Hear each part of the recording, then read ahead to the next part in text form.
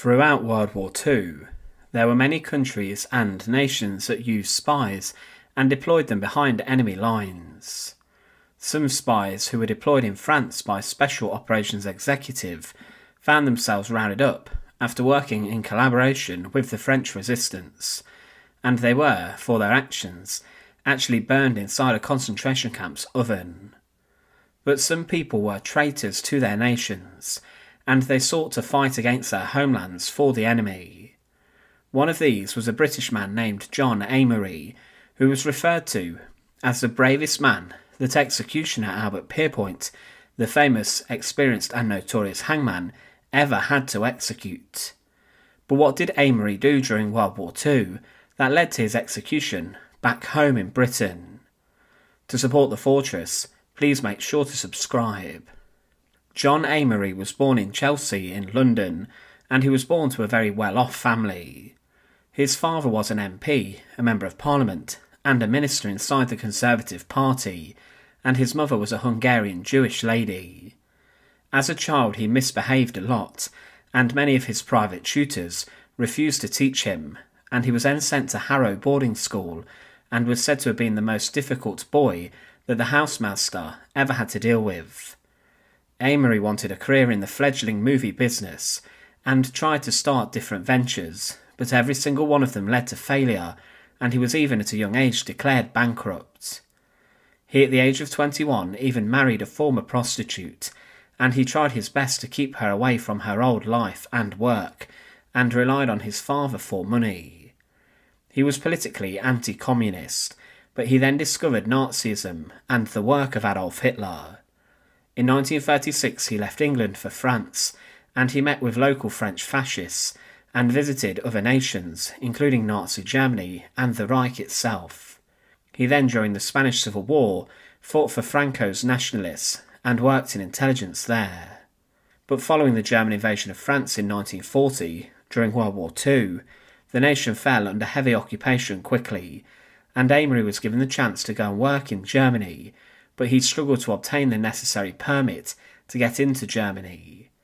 He did get this 2 years later, and he travelled to Berlin to create a British anti-Bolshevik Nazi faction that he would operate inside of Nazi Germany.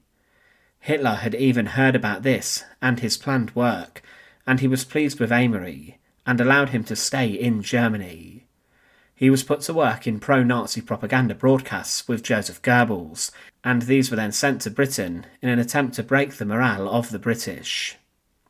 But these broadcasts actually did very little, and many people actually found them humorous. Amery then joined a group known as the LVF, who volunteered to fight alongside Germans on the Eastern Front, and his dream was to create a British pro-Nazi fighting unit or group, and he came up with the British Free Corps.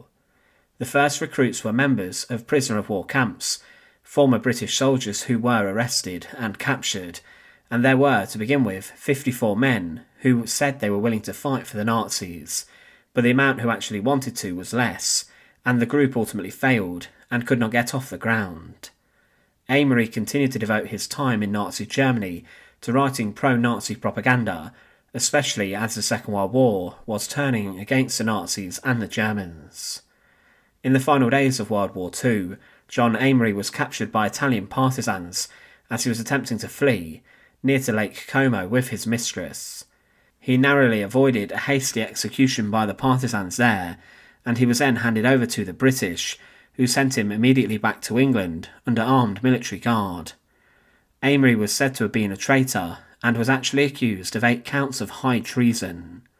He was locked up in prison before his trial at the Old Bailey, and he claimed during the legal proceedings that he had never attacked Britain directly, and had claimed he wasn't necessarily a Nazi, but was more instead anti-communist.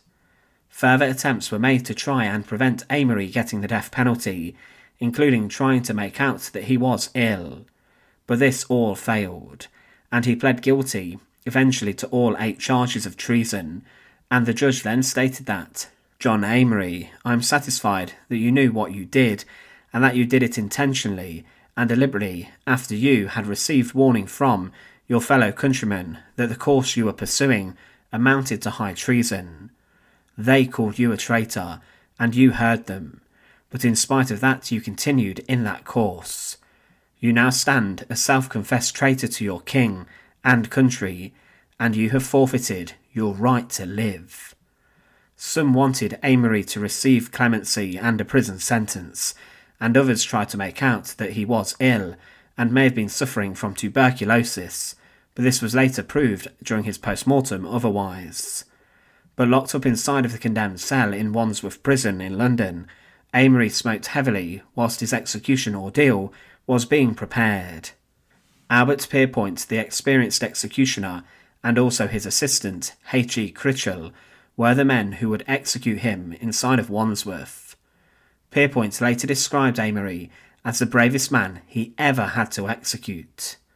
The day before the execution, he met specifically with Amery and calculated the drop needed to kill him by recording his height and weight. He was 5'7" and weighed 140 pounds, and with this, Pierpoint calculated the necessary drop needed to snap his neck.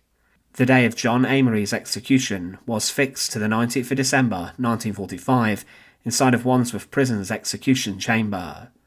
The execution cell here was actually linked to the gallows room and had been used many times by Pierpoint and others to bring the lives of condemned criminals to an end. Before 9 a.m, John Amery was taken from his cell by 2 guards into the chamber where formal identification took place to ensure he was actually John Amery, and he was then taken over to the gallows structure where Pierpoint was waiting for him with his assistant. John Amery then stretched out his hand to Pierpoint, the executioner, looked him in the eye and claimed, "I've always wanted to meet you, Mr. Pierpoint, but under rather different circumstances."